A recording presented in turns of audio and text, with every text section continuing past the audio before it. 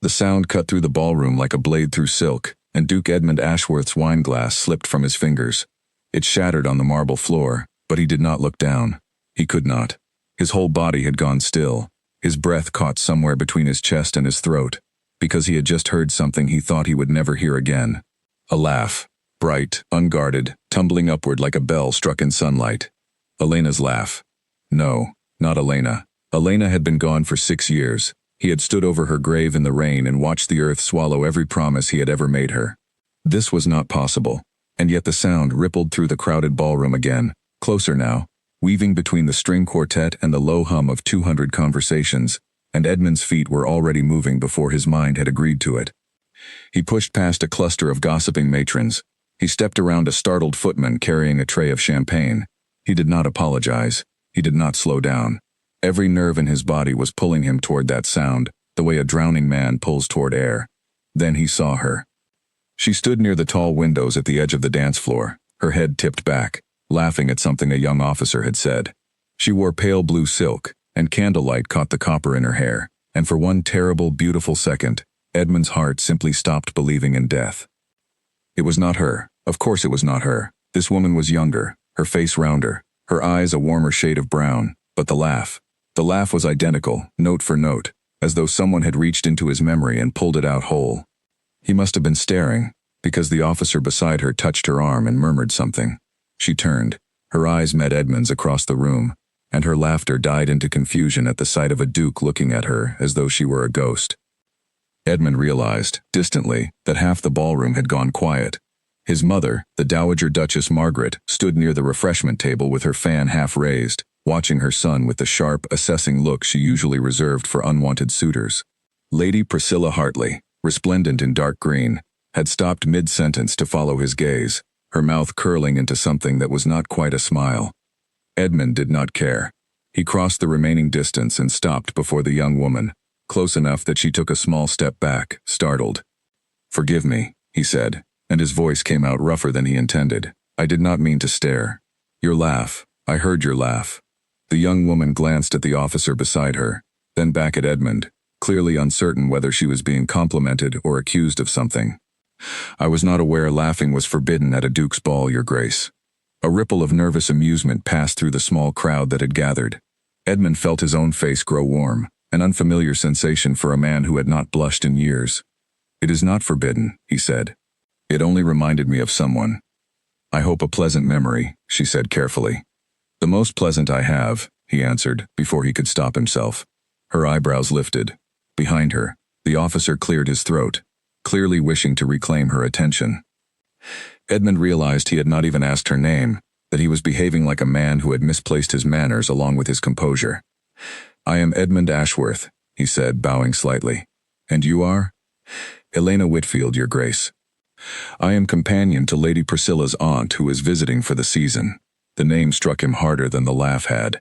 Elena. Of all the names in England, of all the households that might have brought a stranger into his ballroom tonight, it had to be this one. He wondered, wildly, whether fate had a cruel sense of humor, or whether he was simply losing his mind at last, the way his mother had quietly feared he might. "Miss Whitfield," he said, "would you do me the honor of a dance?" The officer beside her stiffened. Elena hesitated, glancing toward a stern-faced older woman who stood a short distance away, watching the exchange with obvious disapproval. That, Edmund guessed, must be the aunt she served. "I would not wish to cause any trouble," Elena said. "You will cause none. I am the Duke. I believe that entitles me to a dance with any guest I choose." It was arrogant, and he knew it, but he could not make himself care. He needed to be near that laugh again. He needed to hear it up close, to prove to himself that it was only a coincidence, a trick of memory and grief, and not something that would haunt him for the rest of the night. Elena allowed him to lead her onto the floor. Her hand was warm in his, her steps a little unpracticed but graceful enough, and as the music swelled around them, Edmund studied her face the way a man studies a locked door, searching for the key. "You dance as though you are looking for something, Your Grace," Elena said quietly, breaking the silence between them. "Do I?" "You are not looking at me. You are looking through me." The observation was so precise, so unexpectedly sharp, that Edmund faltered in his steps. She was right. He had spent the entire dance searching her face for another woman's features, and he felt a sudden, sharp shame at having done so. Elena Whitfield was not a mirror for his grief. She was a person, standing in front of him, waiting to be seen. "I apologize," he said. "It has been a strange evening." "You have not told me why." "No," he agreed. "I have not." She studied him a moment longer, and something in her expression softened, as though she had decided, for reasons of her own, not to press him further. "Then I will not ask again tonight. But I confess, Your Grace, you are the strangest duke I have ever danced with. I imagine that is not a difficult record to set, given how few dukes you have danced with." For the first time she laughed again, right there in his arms, and the sound rang through him like a struck bell. He closed his eyes for half a second, letting it wash over him, memory and present colliding in a way that made his chest ache. When the dance ended, he did not want to let go of her hand, but propriety demanded it, and he released her, bowing over her fingers with more reluctance than he had shown in years. "Thank you, Miss Whitfield," he said. "Thank you, Your Grace." She curtsied, then hesitated, glancing at him with open curiosity. "May I ask one thing?" "Anything." "Who was she? The woman whose laugh you heard in mine?" Edmund's throat tightened. He had not expected the question, had not prepared an answer that would not betray the raw, unhealed wound beneath it. "Someone I lost," he said finally. "A long time ago." Elena's expression shifted, sympathy replacing curiosity. "I am sorry." "So am I." She left him then, returning to her aunt's side, and Edmund watched her go with a strange, hollow feeling in his chest, as though he had just glimpsed something precious through a window he was not allowed to open. His mother found him a few minutes later, her fan snapping shut with a decisive click. "Edmund," she said quietly, drawing him aside from the crowd, "you abandoned our guests to chase a servant girl across the ballroom. She is a companion, not a servant. That distinction will matter to no one by morning." The Dowager Duchess studied her son's face with the same sharp attention she had used to raise him after his father's death, missing nothing. "What happened to you tonight?" Edmund glanced across the room, where Elena stood beside her aunt, her posture straight and careful now, the easy laughter gone from her face. "Her laugh," he said quietly. It was Elena's laugh. His mother went very still. She was one of the few people who had known the truth of what happened 6 years ago, the whole aching truth that Edmund had buried along with the woman he loved. "That is not possible." "I know." "Edmund," her voice sharpened with warning, "you cannot chase every woman who reminds you of her. It will destroy you, and it will destroy the reputation of anyone unlucky enough to catch your attention." "I am not chasing a ghost, Mother." "Are you certain of that?" Edmund did not answer, because he was not certain at all. Across the room, Lady Priscilla Hartley watched him with narrowed eyes. Her earlier smile long since faded into something colder, more calculating. She had spent the better part of the season maneuvering herself into position to become the next Duchess, and she was not a woman who tolerated rivals, especially not ones dressed as hired companions. Nathaniel Cross, Edmund's steward and oldest friend, appeared at his elbow with 2 fresh glasses of wine, his expression carefully neutral in the way it always was when he already knew more than he was saying. "You broke a very expensive glass," he said, "and several rules of etiquette, in the space of about 4 minutes. That may be a personal record, even for you." "Not now, Nathaniel. I only mean to say," Nathaniel continued, lowering his voice, "that half the ballroom watched you cross the floor as though the building were on fire, just to speak with a companion no one had ever noticed before tonight. People will talk. Let them." Nathaniel's easy expression faded into something more serious. "Edmund, was it her laugh?" Edmund looked at his oldest friend, the only man alive who had helped him carry the weight of what happened all those years ago, and he did not need to answer. Nathaniel's face told him he already understood. "Be careful," Nathaniel said quietly. "Grief has a way of dressing itself up as fate. It is not always the same thing." Edmund said nothing. Across the room, Elena Whitfield laughed again at something her aunt said, and the sound reached him even through the noise of the crowd, threading straight into the place in his chest that had been closed and silent for 6 long years. He did not know, yet, whether he was being given a second chance or being tricked by his own broken heart, but he knew, with a certainty that frightened him, that he could not simply walk away and pretend he had not heard it. Not this time. The ball continued long into the night, music and laughter and the clink of crystal filling every corner of the palace, but Edmund moved through it like a man half asleep, his eyes tracking one figure in pale blue silk wherever she went. Lady Priscilla tried twice to draw him into conversation, and twice he answered her in polite, distracted phrases that made it clear his attention was elsewhere.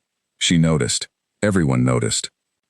By the time the last carriages rolled away from the palace gates and the candles were snuffed out one by one, Edmund stood alone at the tall windows of the now empty ballroom, staring out at the dark gardens where he had once walked with Elena, the first one, the one buried beneath English soil with all his unspoken promises.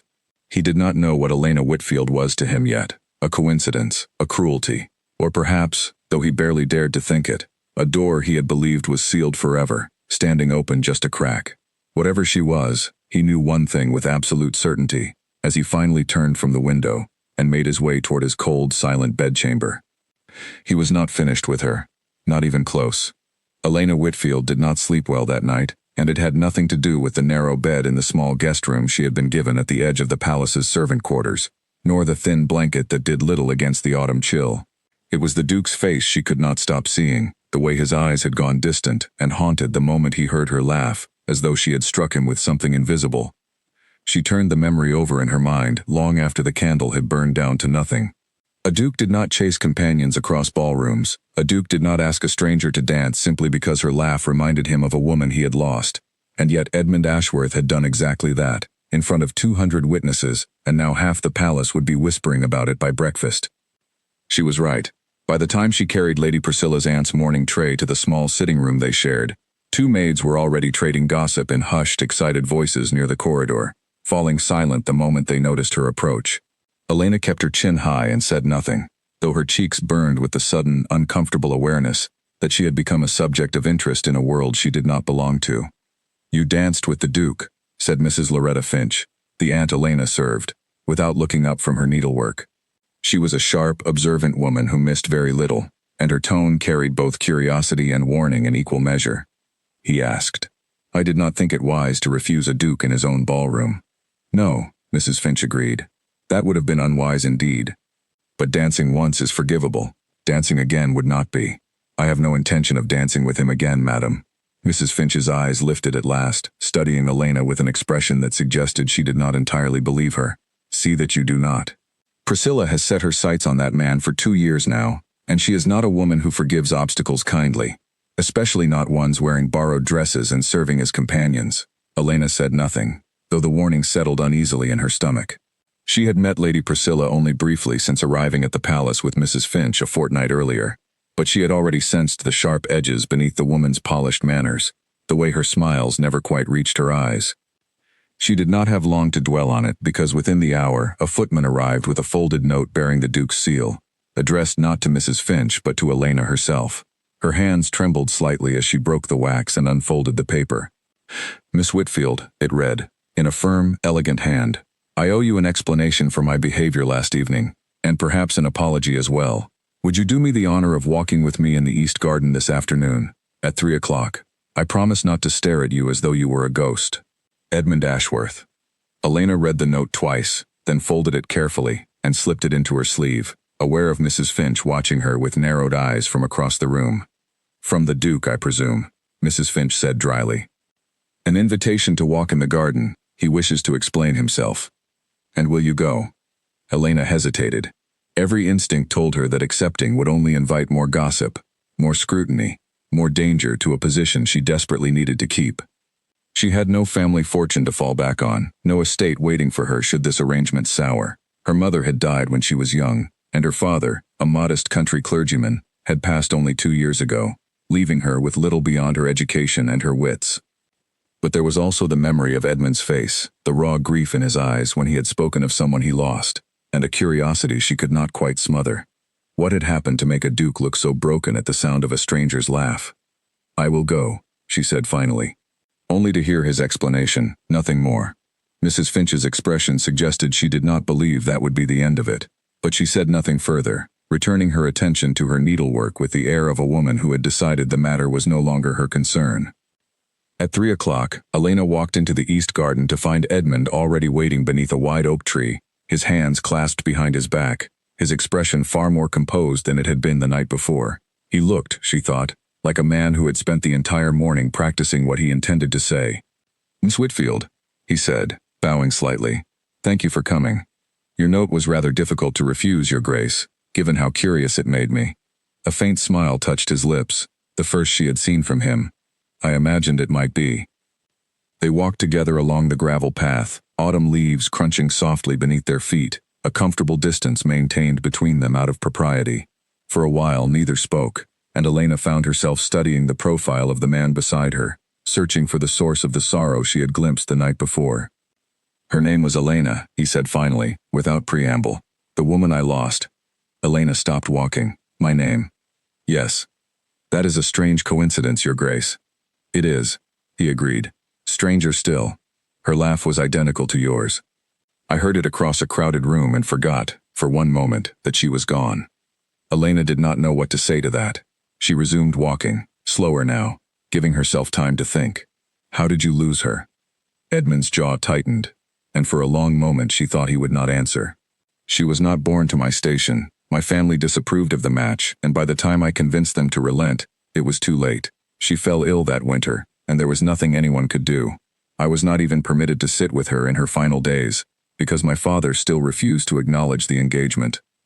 The rawness in his voice startled her. This was not a story he told often, she suspected, and certainly not to strangers he had known for less than a day.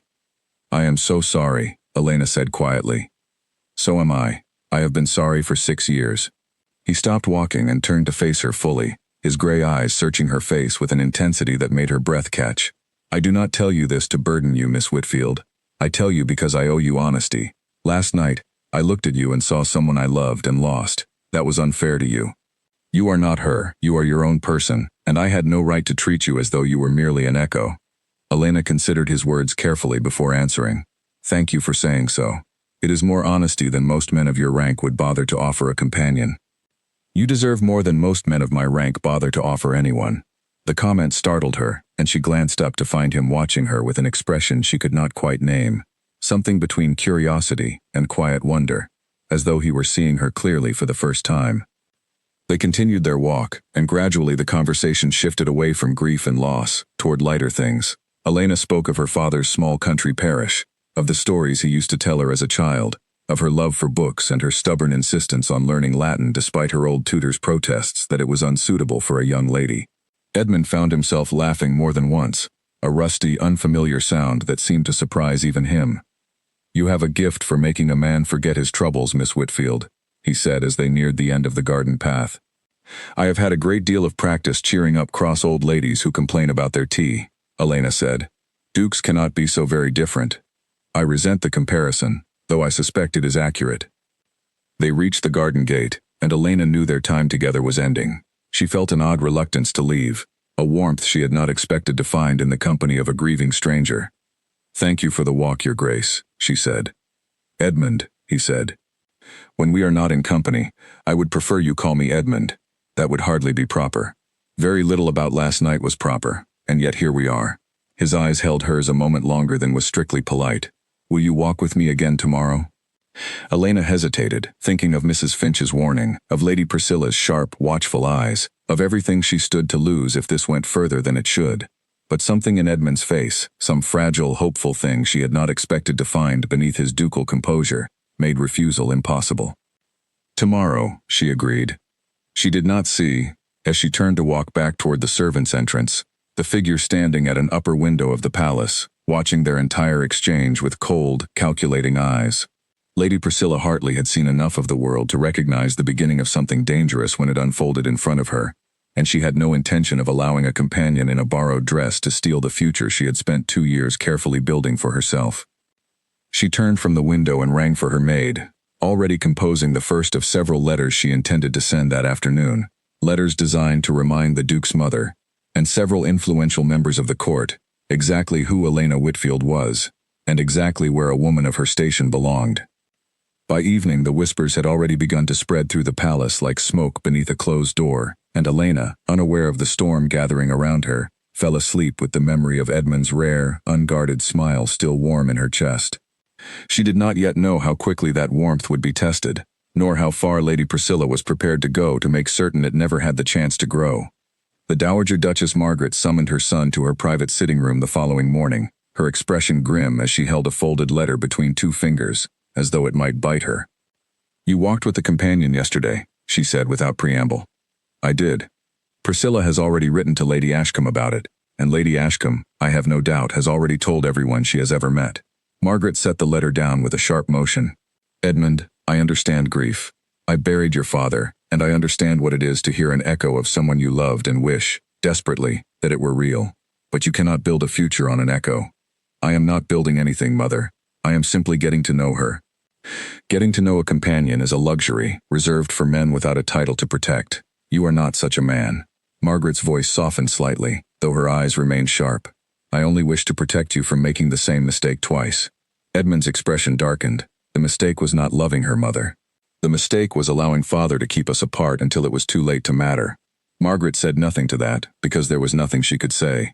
She had stood beside her husband through that entire ordeal, had watched her son's heart break in ways she had never fully forgiven herself for allowing. Be careful, she said finally. That is all I ask. Edmund left her sitting room with her warning echoing in his ears, but as he crossed the palace corridors toward the east garden, where he knew Elena would be waiting beneath the same oak tree as the day before, he found he could not make himself feel afraid.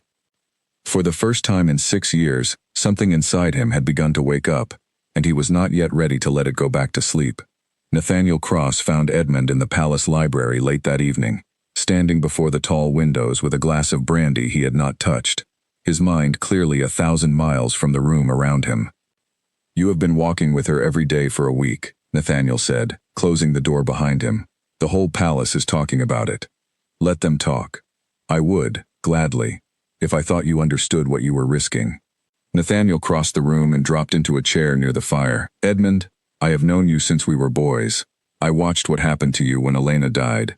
I have never seen you like this, not once. In 6 years. I do not know whether to be relieved or terrified. Edmund finally turned from the window. Why terrified? Because I do not know if you are falling for Elena Whitfield, or if you are simply trying to bring the first Elena back to life through her. Nathaniel's voice was gentle, but the words landed hard. And I do not think you know either. Edmund set his glass down without drinking from it. I have asked myself the same question every night this week. And what answer have you found? I do not know yet. But when I am with her, Nathaniel, I forget to grieve. For the first time since the funeral, I feel like a man who might have a future instead of only a past. He rubbed a hand across his face, suddenly weary. Is that so terrible a thing to want? No, Nathaniel said quietly. But you owe it to her, and to yourself, to be certain of the difference before you go any further. She deserves to be loved for who she is, not for who she resembles. The words settled uncomfortably in Edmund's chest, because he knew his friend was right, and because he was no longer certain he could untangle the two things even if he tried. Their conversation was interrupted by a soft knock at the door. A footman entered, bowing quickly. Your Grace, forgive the intrusion. There is a matter requiring your attention. It concerns Miss Whitfield. Edmund's stomach tightened. What has happened? Lady Priscilla has requested an audience with the Dowager Duchess, Your Grace, regarding some letters that have come into her possession. She insists Miss Whitfield be present as well. Edmund exchanged a grim look with Nathaniel before following the footman through the palace corridors toward his mother's sitting room, his mind racing through every possible disaster Priscilla might have engineered. He arrived to find the room already tense with unspoken hostility. His mother sat rigid in her chair, her expression unreadable. Lady Priscilla stood near the fireplace, a folded stack of papers in her hand, her lips curved into a satisfied smile that made Edmund's blood run cold. Elena stood near the door, her face pale, her hands clasped tightly in front of her, clearly unsure why she had been summoned at all. Ah, Your Grace, Priscilla said sweetly. How fortunate you could join us. What is the meaning of this, Priscilla? I thought it only fair that everyone understand exactly who Miss Whitfield is before this unfortunate infatuation goes any further. Priscilla held up the papers with obvious relish. I took the liberty of writing to a few acquaintances in the county where Miss Whitfield's father served as clergyman. It seems there is quite a bit more to her history than she has shared. Elena's face had gone from pale to ashen. Lady Priscilla, I do not know what you believe you have discovered, but do not trouble yourself denying it, Miss Whitfield. Priscilla interrupted, her tone silky with false sympathy. It seems your father left behind considerable debts when he died, debts that were never repaid. Debts, in fact, that your family fled in the middle of the night to escape, leaving several tradesmen and even the local physician entirely unpaid for their services. The room fell silent. Edmund looked at Elena, whose eyes had filled with a mixture of humiliation and barely restrained anger. That is not the whole truth, Elena said, her voice trembling but steady. My father fell ill suddenly and could not work for the better part of a year before he died. The debts accumulated because there was no income, not because of any dishonesty. I left everything I owned to a solicitor to sell, and every shilling it raised went toward those very debts. It took me 2 years, but they were repaid in full before I ever sought a position as a companion. How very convenient a story, Priscilla said with a thin smile. Though I notice you did not deny the debts existed in the first place. Because they did exist, and I was not ashamed to work until they were settled. Elena's chin lifted, her eyes bright with unshed tears of frustration rather than shame. I do not believe poverty is a crime, Lady Priscilla, though I understand you may have never been in a position to learn that lesson. A flash of genuine anger crossed Priscilla's face before she smoothed it away, turning instead to the Dowager Duchess. Regardless of her explanations, Your Grace, surely you can see that a woman with such a history is entirely unsuitable to be receiving the daily attentions of a duke. It reflects poorly on the entire family. Margaret's expression remained carefully neutral, though Edmund could see the calculation behind her eyes. You have gone to a great deal of trouble to investigate a companion, Priscilla. One might almost think you had a personal interest in the outcome. Priscilla's composure flickered, just slightly. I only wish to protect this family's reputation. Of course you do, Margaret said dryly. Edmund stepped forward, unable to remain silent any longer. Elena's father's debts, and how she chose to honor them, have nothing to do with her character. If anything, what she has just described shows more integrity than most people in this room possess. He turned to Priscilla, his voice cold. You will not use gossip and half-truths to attack her again, Priscilla. I will not allow it. Priscilla's eyes narrowed, all pretense of sweetness gone. You would defend a companion over a woman of your own station, simply because her laugh reminds you of a dead woman? The whole palace already whispers about your obsession, Edmund. Do you truly wish to make yourself even more of a spectacle? The words struck harder than she likely intended, and Edmund saw Elena flinch beside him, her earlier defiance faltering into something more wounded. He realized, with a sinking feeling, that Priscilla had just said aloud the very fear that had been quietly eating at Elena since the night of the ball, the fear that she was nothing more to him than a substitute for someone else. That is enough, Priscilla, Margaret said sharply, rising from her chair. You have made your report. You may go. Priscilla hesitated, clearly wishing to press further, but something in the Dowager Duchess's expression made her think better of it. She swept from the room with her papers still clutched in her hand, though the satisfied smile had returned to her lips, as though she knew the damage had already been done regardless of how the conversation ended. The room fell into an uncomfortable silence once she was gone. Elena would not meet Edmund's eyes, her arms wrapped around herself as though trying to hold herself together. Elena, Edmund said gently. I should return to my duties, Your Grace. Her voice was tight, controlled in a way that told him she was fighting back tears. Mrs. Finch will be wondering where I have gone. She left before he could stop her, and Edmund turned to his mother, frustration and worry warring in his chest. You could have defended her more forcefully. I did what was necessary in the moment. Scylla is not finished, Edmund, and you know it as well as I do. She will not stop until she has driven that girl from this palace, one way or another. Margaret's expression softened slightly. Which is why you must decide, quickly, exactly what Elena Whitfield means to you. Because if you allow this to continue without clarity, you will destroy her reputation, and gain nothing for yourself but more grief. Edmund left his mother's sitting room and went in search of Elena, finding her at last in the small garden behind the servants' quarters, sitting alone on a stone bench with her hands pressed against her eyes. Elena. She looked up, quickly wiping her face. Your Grace, I did not hear you approach. Please, not tonight, just Edmund. He sat beside her on the bench, close enough that their shoulders nearly touched. I am sorry for what happened in there. Priscilla had no right to expose your family's private struggles for her own gain. She was not entirely wrong, though. Elena's voice was small. The palace does whisper about us, about your obsession, as she called it, and I cannot stop wondering whether she is right to call it that. She is not right. How can you be certain? You yourself told me my laugh reminded you of a woman you lost. What if that is all this is, Edmund? What if you are only chasing a ghost, and I am simply convenient enough to wear her face? The question hit him like a physical blow, because it was the exact fear Nathaniel had voiced only hours earlier, and hearing it now from Elena's own trembling lips made it impossible to ignore any longer. I do not know how to prove to you that it is not, he said honestly. I only know that when I am with you, I am not thinking of her. I am thinking of the way you argue about Latin grammar, as though your life depended on it. I am thinking of the way you make my mother laugh despite herself. which no one has managed to do in years. I am thinking of you, Elena Whitfield, not the woman whose name you happen to share. Elena studied his face for a long moment, searching for the truth beneath his words. I want to believe you, she said quietly, but I am afraid of what happens to me if I am wrong. Then let me prove it to you. Give me time. Time may not be something Lady Priscilla intends to give either of us, Elena said, glancing toward the darkened windows of the palace behind them, where somewhere, she knew, Priscilla was likely already planning her next move. She was right to be afraid. Because even as they sat together in the quiet garden, Priscilla stood in her own chambers across the palace, composing a far more dangerous letter than the one she had shown that evening. One intended not merely to embarrass Elena, but to remove her from the palace, and from Edmund's life, entirely. The accusation arrived 3 days later, delivered not quietly through gossip and whispered letters, but publicly, in the middle of a garden luncheon attended by nearly every notable family currently residing at the palace for the season.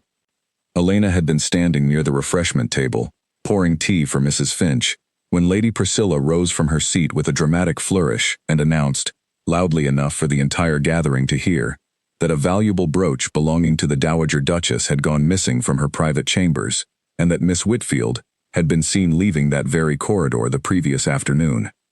The garden fell silent.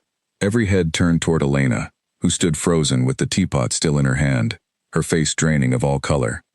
That is not true, Elena said, her voice barely steady. I have never entered the Duchess's private chambers. I would not know where to find them. How strange, then, Priscilla said, her voice dripping with false concern, that 2 of the housemaids swear they saw you in that very corridor yesterday afternoon, at precisely the hour the brooch is believed to have vanished.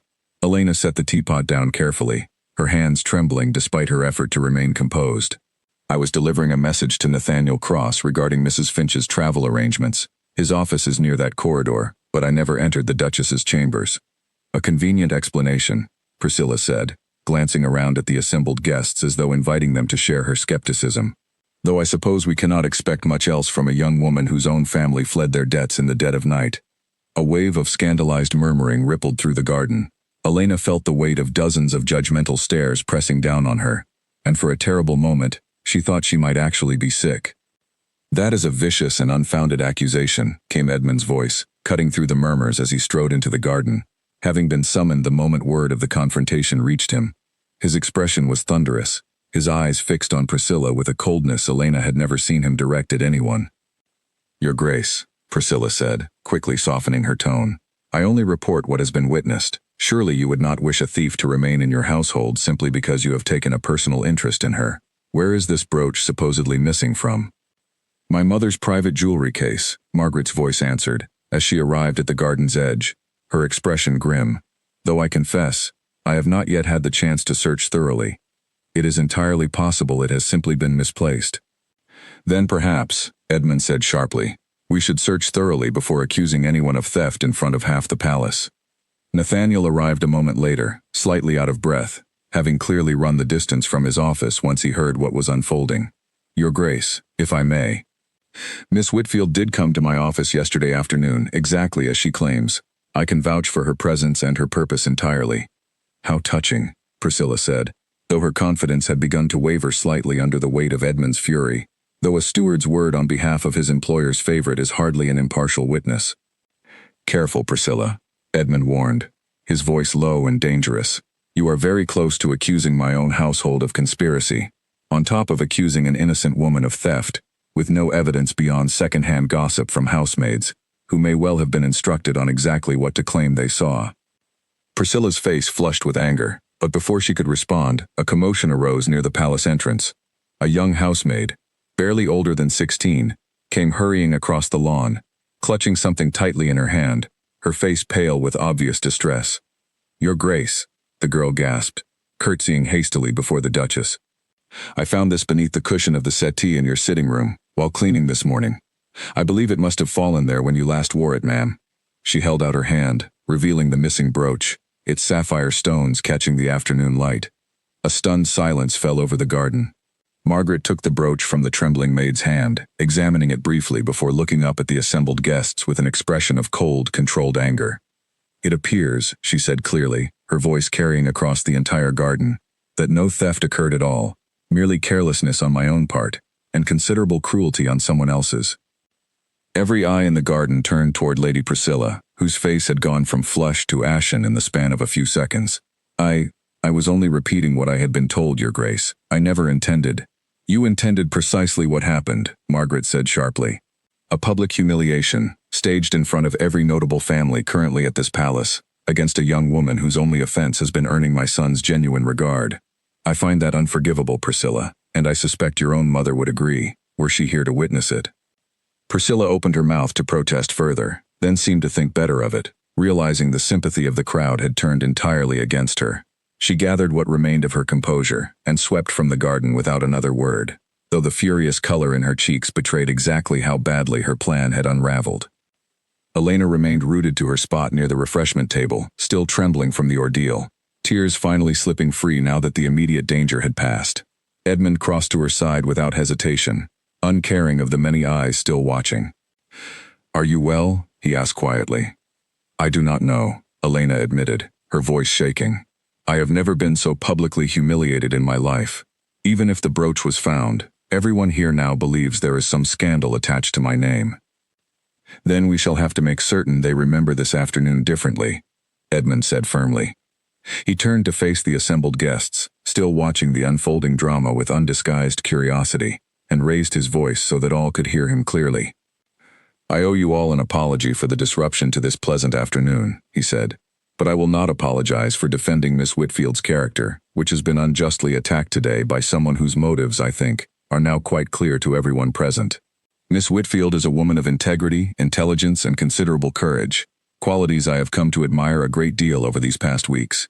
I would ask that you extend her the same courtesy and respect you would extend to any guest in this household." A murmur passed through the crowd, this time far less scandalized and considerably more sympathetic. Several of the older matrons exchanged approving glances, clearly moved by the Duke's public defense. Elena stared up at him, stunned by the boldness of his declaration, uncertain whether to feel grateful or terrified by what it might mean for both of them going forward. "You did not need to say all of that," she murmured once the guests had returned to their quiet conversations, the tension in the garden slowly beginning to ease.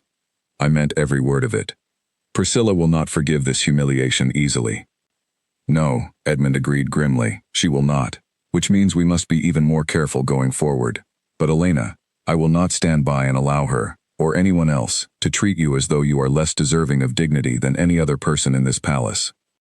Elena studied his face for a long moment, searching for any trace of doubt or hesitation, and found none.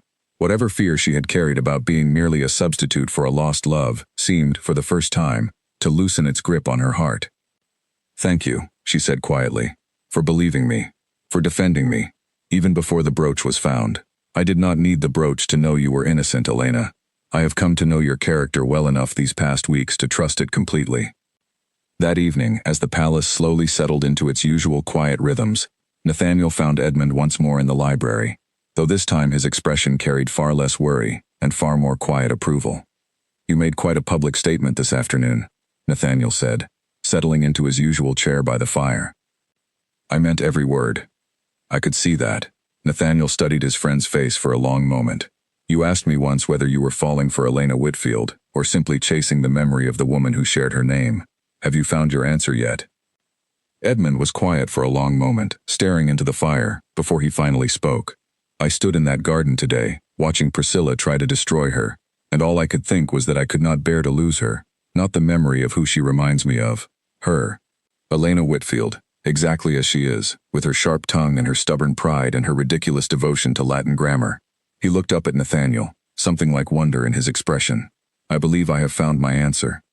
"And what do you intend to do about it?" Edmund did not answer immediately, his mind already turning toward the future, toward everything that would need to change if he intended to pursue Elena Whitfield not as a passing infatuation, but as the woman he wished to spend the rest of his life beside. But even as hope kindled in his chest for the first time in 6 long years, he knew Lady Priscilla would not simply retreat quietly after such a humiliating defeat. Her pride had been wounded badly in front of the entire palace, and wounded pride, Edmund knew from long experience with the nobility, rarely faded without leaving considerable damage in its wake. Somewhere across the palace, in the privacy of her own chambers, Priscilla Hartley sat before her writing desk long into the night, her earlier humiliation curdling slowly into something far colder and far more dangerous than simple jealousy. If public accusations would not remove Elena Whitfield from the Duke's life, she decided, then perhaps it was time to consider a far more permanent solution to her problem. A week passed without further incident, and Elena allowed herself, cautiously, to believe the worst of the danger had passed.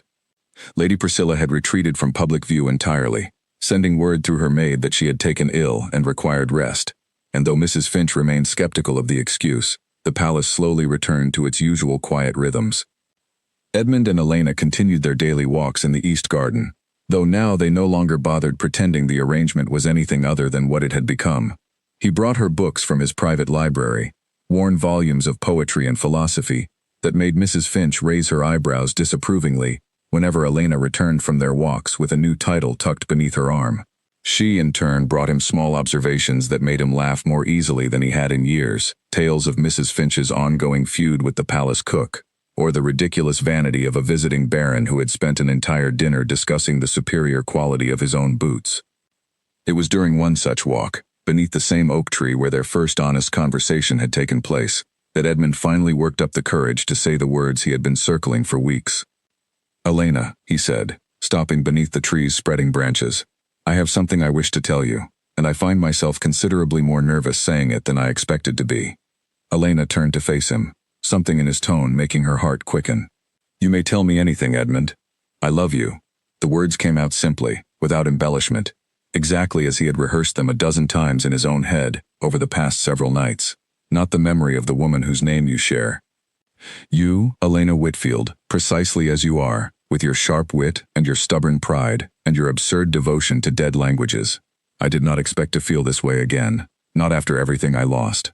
But I do, and I find I can no longer keep it to myself." Elena stood very still, her breath catching in her throat. She had hoped, in the quiet corners of her heart, that this moment might come, but hearing the words spoken aloud struck her with an intensity she had not fully prepared for. "Edmund," she said softly, "I love you as well. I have for some time now, though I did not dare admit it, even to myself, for fear that it might all prove to be nothing more than an echo of grief on your part." "It is not an echo, I promise you that." Before she could respond further, a sharp voice interrupted them from the garden path. "How touching." Both of them turned to find Lady Priscilla standing several feet away, no longer wearing the pale, sickly expression she had affected for the past week. Her face was hard, her eyes gleaming with something cold and determined that made Elena's stomach twist with sudden fear. "Priscilla," Edmund said, his voice tight with warning, "I believe you were unwell." "I recovered rather quickly, once I decided exactly what needed to be done." Priscilla stepped closer, a folded document clutched in her gloved hand. "I did warn you, Edmund, that I would not simply step aside and allow a companion to steal everything I have worked toward these past 2 years. You have no claim on my affections, Priscilla. You never did." "Perhaps not on your affections," Priscilla said coldly. "But I have something far more useful than affection." She held up the document with a triumphant smile. "This is a letter from a solicitor in the county, where Miss Whitfield's father served as clergyman.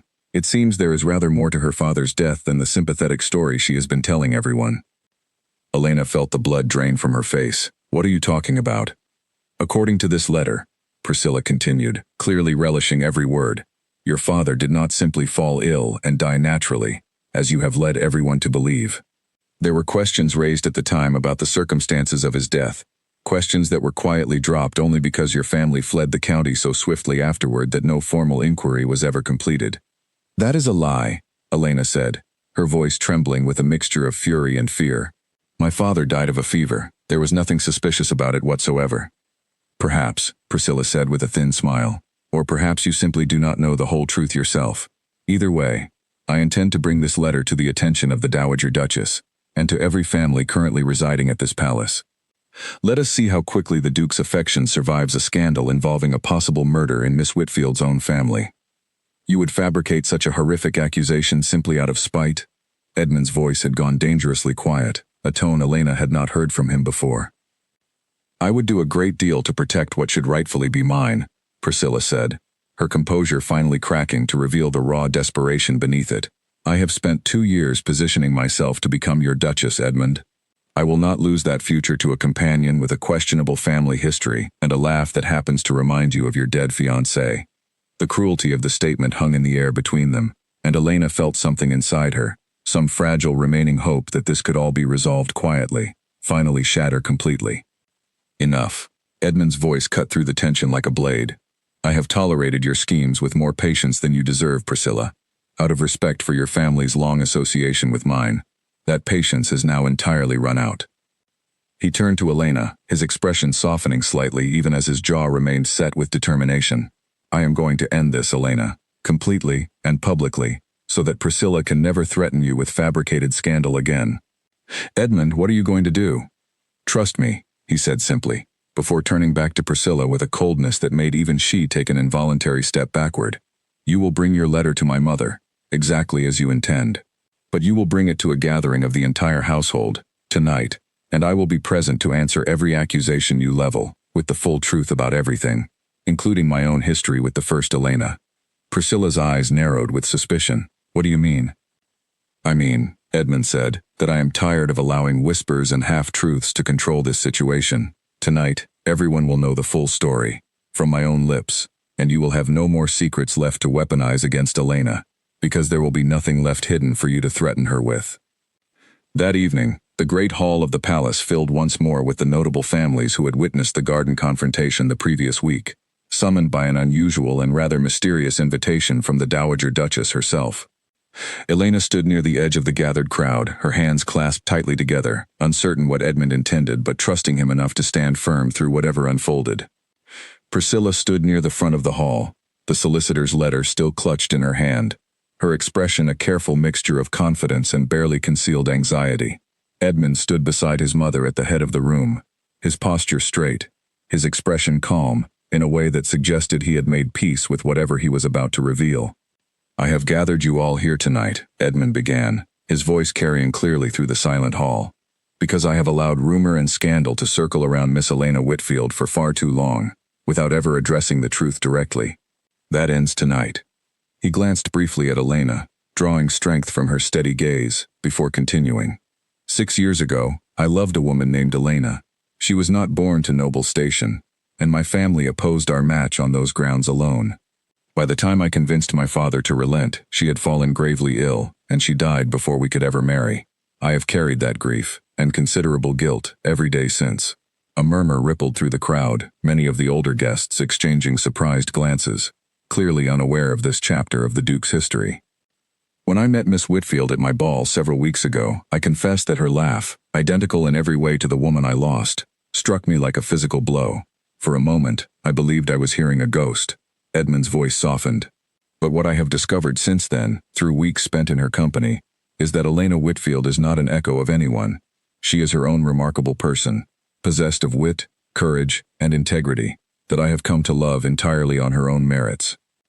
He turned toward Priscilla, his expression hardening once more. Lady Priscilla has spent these past weeks attempting to destroy Miss Whitfield's reputation through fabricated accusations, culminating tonight in a letter she claims proves some scandalous circumstance surrounding the death of Miss Whitfield's father. I have already had that letter examined by my own solicitor this afternoon. Priscilla's face went pale. You had it examined? I did. And my solicitor confirms what I suspected from the moment you first mentioned it. The letter is a fabrication, written at your own request by a solicitor willing to accept payment for manufacturing false documentation. There was never any inquiry into Reverend Whitfield's death, because there was never any reason for one. He died of a fever, exactly as Miss Whitfield has always claimed. A collective gasp moved through the assembled crowd, and Priscilla's composure finally shattered entirely, her face flushing with a mixture of fury and humiliation as every eye in the hall turned toward her with open condemnation. You cannot prove that, she said weakly. I can, and I have, Edmund said. The solicitor you hired has already confessed the entire scheme, once faced with the prospect of criminal charges for fraud. I imagine you will want to leave the palace before those charges become a matter of public record. Priscilla stood frozen for a long moment, staring around at the crowd of families whose good opinion she had spent years cultivating, now watching her with nothing but disgust and disbelief. Finally, without another word, she turned and fled the hall, her earlier confidence utterly destroyed. The room remained silent for a long moment after her departure, before the Dowager Duchess Margaret rose from her seat and addressed the crowd herself. "I have known Miss Whitfield for several weeks now," she said, her voice carrying easily through the hall, "and I can attest personally to her character, her integrity, and the genuine happiness she has brought back into my son's life after 6 long years of grief. I would ask that this household extend her the respect and welcome she has more than earned." Elena felt tears gathering in her eyes as the assembled guests began to murmur their approval, several of the older matrons even offering small, encouraging smiles in her direction. But even as relief flooded through her, she felt Edmund's earlier words echoing in her mind, and she realized, with sudden clarity, that there was still one thing left unresolved between them. Once the crowd had begun to disperse, chattering excitedly about the evening's dramatic revelations, Elena found Edmund waiting for her near the great hall's tall windows, his expression a careful mixture of relief and lingering uncertainty. "You did not need to reveal so much of your own past tonight," Elena said quietly. "That must have been difficult for you." "It was necessary," Edmund said. "But Elena, I need to ask you something, and I need complete honesty in your answer. Anything. Do you believe me now, when I tell you that I love you for who you are, and not merely as a reflection of who I lost?" Elena studied his face for a long moment, searching for any last trace of doubt, and found none remaining, not in his steady gaze, not in the way he had just publicly defended her at the cost of his own carefully guarded privacy. "I believe you," she said softly. "Completely." "Then there is one more thing I must ask you," Edmund said, and for the first time that evening, a nervous smile touched his lips. Edmund reached into his coat and withdrew a small velvet box, and Elena's breath caught as understanding dawned on her all at once. "Elena Whitfield," he said, kneeling before her, right there beneath the tall windows of the great hall, uncaring of the few remaining guests who paused to watch with open curiosity. "I loved once before, and lost that love before I ever had the chance to make her my wife. I do not intend to make the same mistake twice. Will you marry me?" Elena stared down at him, tears spilling freely down her cheeks now, joy overtaking every lingering fear she had carried since that first night in the ballroom. "Yes," she said, her voice breaking with emotion. "Yes, Edmund, I will marry you." He rose and slipped the ring onto her trembling finger, a simple sapphire surrounded by small diamonds, before pulling her into an embrace that drew a soft round of applause from the handful of guests who had witnessed the entire proposal. The Dowager Duchess Margaret approached them a moment later, her sharp eyes uncharacteristically soft with unshed tears of her own. "Well," she said, clearing her throat to disguise the emotion in her voice, "it seems I shall have a new daughter after all, and considerably sooner than I expected. You approve, Mother?" "I approved the moment I watched you defend her tonight, with more courage than I have seen from you in 6 years, Margaret said, reaching out to clasp Elena's hands warmly. "Welcome to this family, my dear. I suspect you will make it considerably more interesting than it has been in quite some time." News of the engagement spread through the palace within hours, and by the following morning, the halls buzzed with excitement rather than the scandalized gossip that had followed Elena for weeks prior. Mrs. Finch, upon hearing the news, could not entirely disguise her satisfaction, though she made a valiant effort to appear merely surprised. "I suspected as much, weeks ago," she told Elena over breakfast, patting her hand with unusual warmth, "though I confess I did not expect matters to resolve themselves quite so dramatically." "Neither did I," Elena admitted, still faintly dazed by how quickly her circumstances had transformed. The wedding preparations began almost immediately, though Edmund insisted on a modest ceremony rather than the grand spectacle his position might have demanded, wanting the day to belong entirely to Elena and himself, rather than to the expectations of society. Nathaniel Cross, delighted beyond measure by the turn of events, took it upon himself to oversee much of the arrangement personally, teasing Edmund relentlessly about his newfound happiness whenever the opportunity arose. "I told you once that grief has a way of dressing itself up as fate," Nathaniel said one evening, as the two men reviewed final details for the ceremony in Edmund's study. "I am glad to say I was wrong, at least this time." "You were only being cautious, as any good friend should be," Edmund said. "I do not fault you for it." "No," Nathaniel agreed, "but I confess I have rarely been happier to be proven mistaken." The wedding day arrived beneath a clear autumn sky, the palace gardens transformed with simple, elegant decorations that Elena herself had helped select. She stood at the entrance of the small chapel on the palace grounds, wearing a gown of soft ivory silk, her heart pounding with a mixture of nerves and overwhelming joy. Mrs. Finch, standing beside her as the closest thing to family Elena had present, squeezed her hand gently. "Your father would be proud of you today," she said quietly. "I have no doubt of that." Elena felt fresh tears threatening as she thought of her father, of the quiet country parish where she had grown up, of the long, difficult years spent working to repay his debts, never once imagining they might lead her to this moment. "Thank you, Mrs. Finch, for everything." The chapel doors opened, and Elena walked down the aisle toward Edmund, who stood waiting at the altar with an expression of such open, unguarded joy that it took her breath away entirely. Gone was the haunted, grief-stricken man who had chased a stranger's laugh across a crowded ballroom weeks earlier. In his place stood a man fully present, fully hers, his eyes bright with a future neither of them had dared to hope for only a short time before. The ceremony itself passed in a warm blur of vows spoken clearly and sincerely, of rings exchanged with trembling hands, of the Dowager Duchess weeping openly despite her usual composure, of Nathaniel beaming from the front pew with unabashed pride in his oldest friend's happiness. When the officiant finally pronounced them husband and wife, Edmund did not wait for permission before pulling Elena into his arms, kissing her soundly enough to draw laughter and applause from the small gathered crowd.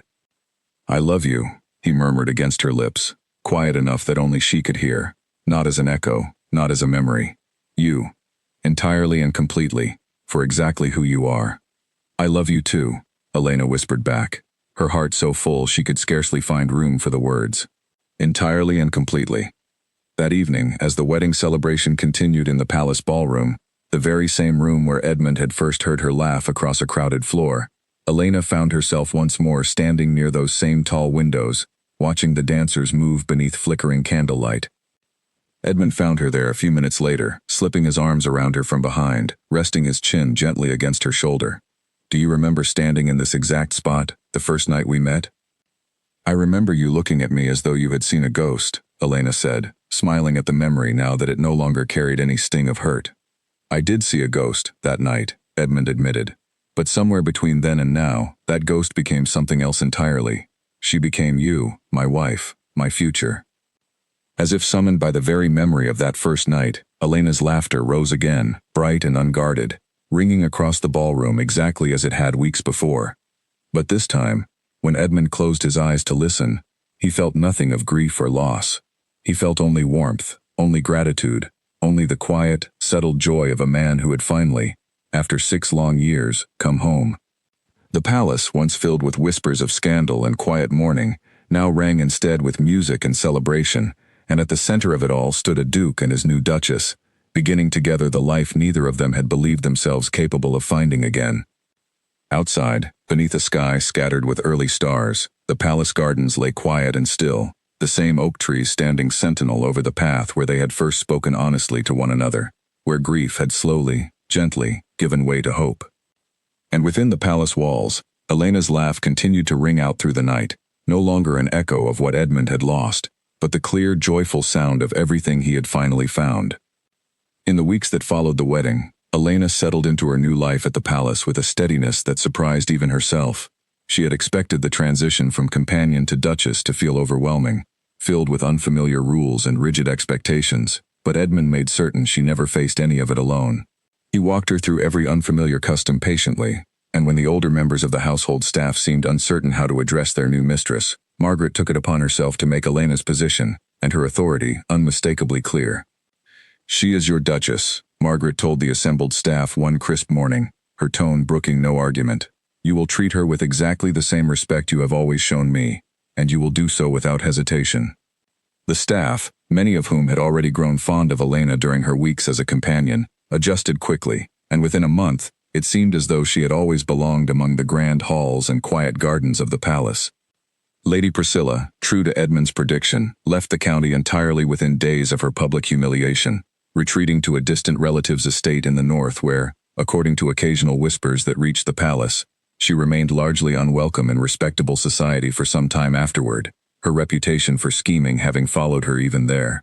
Elena felt no satisfaction in her rival's downfall, only quiet relief that the danger had finally passed, and she made a private decision never to speak of the woman again, unless necessity demanded it. Nathaniel Cross, meanwhile, found himself unexpectedly charmed by one of Elena's oldest friends from her father's parish, a lively young woman named Charlotte Bell who arrived to attend the wedding and ended up extending her stay considerably longer than originally planned. Edmund took great delight in teasing his old friend about the sudden transformation from cautious bachelor to besotted suitor, a role reversal that Nathaniel endured with good-natured grumbling and increasingly poor attempts at denial. "You are hardly in a position to mock anyone for falling in love quickly," Nathaniel pointed out one afternoon, as the two men walked together through the East Garden. "You proposed within weeks of meeting your own wife." "I had 6 years of certainty behind that decision, even if it did not feel that way at the time," Edmund replied. "You have had considerably less time to be certain about Miss Bell." "Some things do not require 6 years to become certain," Nathaniel said, a faint smile touching his lips despite his earlier grumbling. "Sometimes a person simply knows." Edmund could not argue with that, having experienced the very same clarity himself the moment he truly saw Elena Whitfield, not as an echo of grief, but as the remarkable woman standing before him. As autumn deepened into winter, Elena found herself growing more comfortable in her new role, taking a particular interest in the palace's modest charitable efforts toward the surrounding villages, work that reminded her fondly of her father's own dedication to his parish. Edmund supported her efforts wholeheartedly, often joining her on visits to distribute food and supplies to families struggling through the harsh winter months, much to the surprise of villagers who had rarely seen a duke take such personal interest in their welfare. "You have changed him," Margaret observed one evening, watching her son and his new wife from across the drawing room as they sat together near the fire, deep in quiet conversation and easy laughter. "I have not seen him this at peace since he was a boy, long before any of this sorrow ever touched him." "I think we changed each other," Elena said later, when she relayed the comment to Edmund that night as they prepared for bed. "You gave me a home and a family, when I believed I had none left in the world. I hope I have given you something worth having in return." "You have given me everything," Edmund said, drawing her close. "You gave me back my future, Elena. I did not believe such a thing was possible, not after losing so much, but you proved me wrong in every way that matters." Their first winter together passed in quiet contentment, filled with small joys that Edmund had once believed himself incapable of experiencing again. He found himself laughing more freely, sleeping more peacefully, and facing each new day with an eagerness that had been entirely absent from his life for 6 long, grief-stricken years. By the time spring returned to the palace gardens, bringing fresh blossoms to the very oak tree beneath which they had first spoken honestly to one another, Elena and Edmund had settled into a partnership built not on the shadow of loss, but on genuine steady love, tested through scandal and hardship, and proven strong enough to withstand it all. Elena often thought back to that first night, to the terror and confusion of being pursued across a crowded ballroom by a grieving stranger, and marveled at how completely her life had transformed since then. She had arrived at the palace with nothing but a modest position and a determination to survive on her own merits, never imagining that a chance laugh might lead her toward a love she had never dared to hope for. And Edmund, standing once more beneath that same oak tree on a warm spring afternoon, watching his wife move gracefully among the blooming roses, felt nothing but profound gratitude for the strange, unexpected turn his life had taken. The ghost that had haunted him for 6 long years had finally, gently, been laid to rest, replaced not by forgetting, but by the discovery that love, once lost, could still find its way back into a broken heart, if only one remained brave enough to follow the sound of it. 2 years passed, and the palace that had once echoed with grief now rang constantly with the sound of small, hurried footsteps and delighted shrieking laughter. Elena and Edmund's daughter, a bright-eyed girl named Grace, had inherited her mother's easy laugh entirely, a fact that no longer brought Edmund any pain, only deep and constant joy every time he heard it ringing through the palace corridors. It was on a quiet afternoon in early autumn, nearly identical in season to the night they had first met, that a letter arrived at the palace bearing news that neither Edmund nor Elena had expected. The letter came from a solicitor in the northern county where Lady Priscilla had retreated following her humiliating downfall, informing the Duke that Priscilla Hartley had passed away quietly the previous month, following a long illness, with no immediate family remaining to settle her modest affairs. Elena read the letter twice, feeling an unexpected wave of sorrow despite everything that had passed between them. "I did not wish this for her," she said quietly, setting the letter down on the table between them. "Whatever she did, however cruel her schemes became, I never wished her dead." "Nor did I," Edmund admitted, taking his wife's hand. "She caused us both a great deal of pain, but pain born from her own fear and desperation, I think, rather than true malice. I hope, wherever she has gone, she has finally found some measure of peace." The solicitor's letter included one further detail that struck both of them deeply. Among Priscilla's few remaining possessions, The solicitor had discovered a small, unfinished letter addressed to Elena, apparently written some months after her exile from the palace, but never sent. Elena unfolded the fragile paper with trembling hands and read the brief, unfinished words within. "I have had a great deal of time to reflect on my own actions," the letter read, "and I find I owe you an apology I never had the courage to offer directly.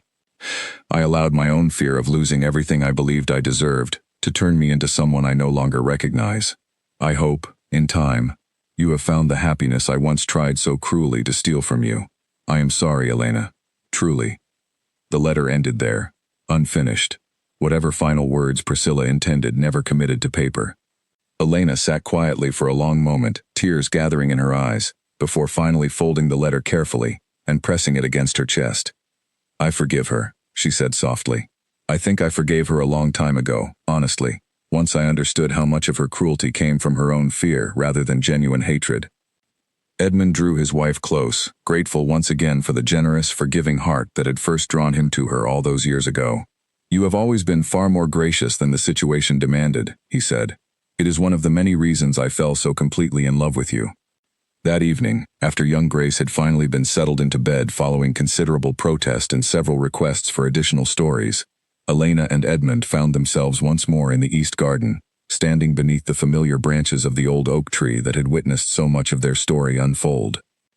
"Do you ever think about that first night?" Elena asked, leaning against her husband's shoulder as they watched the last light of evening fade across the garden. "About how frightened I was, being chased across a ballroom by a duke who looked as though he had seen a ghost." "Often," Edmund admitted, smiling at the memory.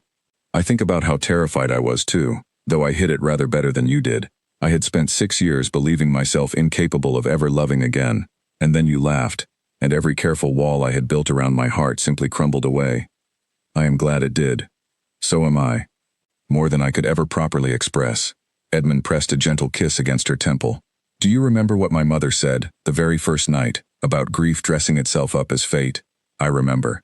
I have thought about that phrase often over these past 2 years," Edmund said. "I believe she was both right and wrong. Grief did lead me to you, that first night, disguised as fate. But what grew between us afterward, Elena, was never merely an echo of loss. It became something entirely its own, built on genuine knowledge of one another, tested through hardship and scandal, and proven strong enough to endure it all." Elena smiled up at him, her heart full to overflowing with a happiness she had never dared imagine possible during those long, difficult years following her father's death, when survival alone had seemed challenge enough without ever hoping for love as well. "I used to believe," she said quietly, "that my laugh was simply my laugh, nothing remarkable about it at all. I never imagined it might lead me here, to this garden, to this life, to a family I love more than I ever thought possible." "Your laugh changed everything," Edmund said. "It called me back to life, Elena, after 6 long years of simply existing rather than truly living. I will be grateful for the sound of it every single day for the rest of my life." As if summoned by his words, a small figure appeared at the garden's edge, having apparently escaped her nursery once more despite her nurse's best efforts. Grace came running across the darkening lawn toward her parents, her small feet pattering against the grass, her bright laughter ringing out exactly as her mother's had that very first night in the ballroom. "I could not sleep," Grace announced, entirely unrepentant, as Edmund scooped his daughter into his arms with practiced ease. "I wanted to see the stars. Just a few minutes then," Elena said, laughing despite herself at her daughter's determined little face. "And then straight back to bed, young lady, before your nurse discovers you missing and worries herself into a fright." They stood together beneath the old oak tree as darkness settled fully over the garden, watching the first stars emerge above the palace towers, a small family bound together by love that had grown from grief into something lasting and true. Grace pointed excitedly at each new star as it appeared, her laughter mixing with her parents' quiet conversation, filling the garden with the same warm sound that had first drawn Edmund across a crowded ballroom years before. Nathaniel and Charlotte, now married themselves and expecting their first child within the year, joined them a short while later, drawn out by the sound of Grace's excited chatter. The old friends settled onto the garden bench together, sharing quiet conversation and easy laughter as the palace windows glowed warmly behind them, filled with light and life in a way that would have seemed impossible to imagine during those long, sorrowful years following Edmund's first loss. Margaret watched them all from her sitting room window, her aging face softened with quiet contentment as she observed the family her son had built, against every expectation, out of grief and scandal and unlikely hope. She thought often, these days, of her own warnings that first week, of her fear that Edmund was chasing nothing more substantial than an echo of his past. She had never been happier, in all her years, to have been so thoroughly mistaken. Later that night, once Grace had finally been coaxed back to her nursery and settled properly into sleep, Elena stood once more at the tall windows of the palace ballroom, the very spot where her life had changed forever on a night she could still recall with perfect clarity. Edmund found her there, exactly as he had that first night, slipping his arms gently around her from behind. "Any regrets?" he asked softly, resting his chin against her shoulder, as he had done so many times since their wedding day. Elena turned in his arms to face him, her expression full of quiet, settled joy. "Not a single one," she said. "Every difficult moment, every scandal, every fear, led us here, to this life, to Grace, to everything I never dared hope to have. I would not change a single step of that journey, difficult as parts of it were." "Nor would I," Edmund agreed, drawing her close once more. "Your laugh brought me back to life that night, Elena, and it has continued bringing me joy every single day since. I intend to spend the rest of my life listening for it, grateful beyond words that fate, or grief, or whatever force guided us together that night, saw fit to bring you into my world." Outside, the palace gardens lay quiet beneath a canopy of stars, the old oak tree standing watch over the path where their story had truly begun, while within the palace walls, laughter continued to echo softly through the halls long into the night, no longer the sound of a ghost calling across time, but the warm, living sound of a family finally, completely home.